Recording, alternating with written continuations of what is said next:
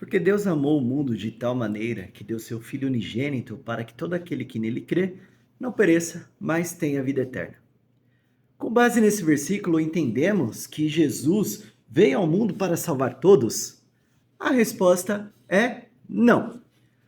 A compreensão da expiação universal de Cristo pelo prisma de um único texto é um grande erro. Primeiramente, quando olhamos para João 3,16, temos a construção de duas frases. A primeira, a relação de Deus com a sua criação.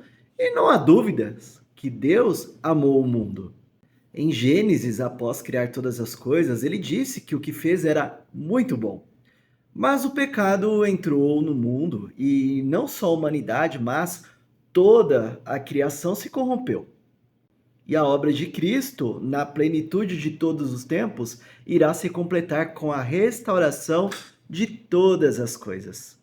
A segunda frase, para que todo aquele que nele crê, compreende a humanidade, mas não toda a humanidade.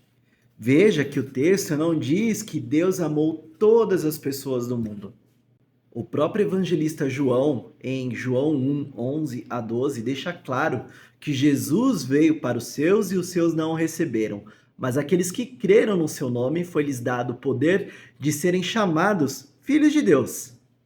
Mas a cerejinha está no verso 13, que diz que aqueles que agora são filhos de Deus não veio por vontade da carne, nem do sangue, nem do próprio homem, mas da vontade de Deus.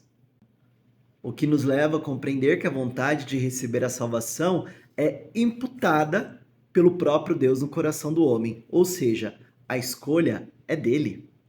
Efésios 1, 4 a 5 diz que assim como nos escolheu nele antes da fundação do mundo para sermos santos e irrepreensíveis perante ele, em amor, nos predestinou para ele, para a adoção de filhos por meio de Jesus Cristo, segundo o beneplácito de sua vontade. Romanos 8, 29 a 30 diz: Porquanto aos que de antemão conheceu, também os predestinou para serem conformes à imagem de seu Filho, a fim de que ele seja o primogênito entre muitos irmãos. E aos que predestinou, a esses também chamou, e aos que chamou, a esses também justificou, e aos que justificou, a esses também glorificou. Outros textos que deixam ainda mais claro que a salvação de Jesus não é para toda a humanidade, mas para aqueles que ele escolheu, estão relatados, por exemplo, pelo evangelista Mateus, capítulo 1, verso 21, que diz: Ele dará à luz um filho e lhe porás o nome de Jesus, porque ele salvará o povo do pecado deles. O anjo Gabriel, ao anunciar a chegada de Jesus, fala que Jesus salvará o seu povo. E nem todos fazem parte do povo de Deus, pois muitos são chamados filhos da desobediência e escravos de Satanás. Jesus também disse, relatado pelo evangelista João, capítulo 6, verso 37, todo aquele que o Pai me dá, esse virá a mim, e o que vem a mim de modo nenhum o lançarei fora.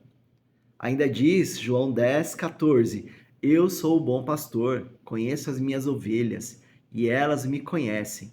João 10, 26, 27, mas vós não credes, porque não sois das minhas ovelhas.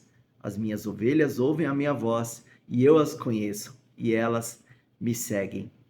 Esses textos mostram que Deus escolhe aqueles e enviam aqueles para Jesus que fazem parte, então, do seu povo, do seu aprisco.